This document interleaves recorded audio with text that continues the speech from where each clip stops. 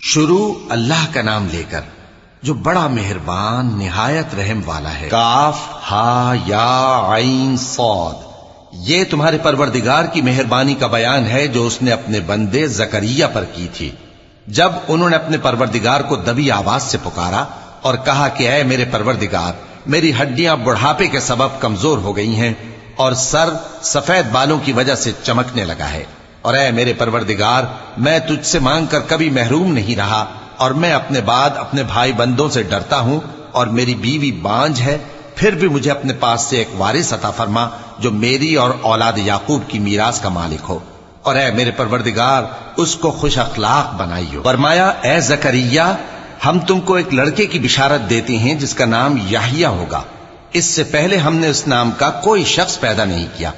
انہوں نے کہا کہ پروردگار، میرے ہاں کس طرح لڑکا ہوگا جبکہ میری بیوی بانجھ ہے اور میں بڑھاپے کی اس حالت کو پہنچ گیا کہ سوکھ گیا ہوں؟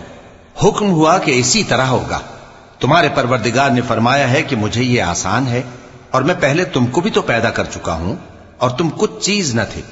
کہا کہ پروردگار، میرے لیے کوئی نشانی مقرر فرما۔ فرمایا نشانی یہ ہے کہ تم صحیح و سالم ہوتے ہوئے 3 رات دن لوگوں سے بات نہ کر سکو گے۔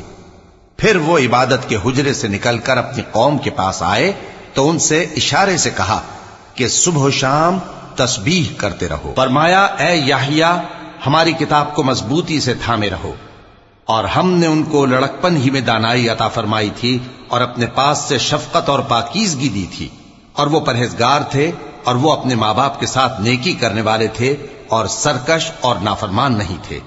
اور جس دن وہ پیدا ہوئے اور جس دن وفات پائیں گے اور جس دن زندہ کر کے اٹھائے جائیں گے، ان پر سلام ہے۔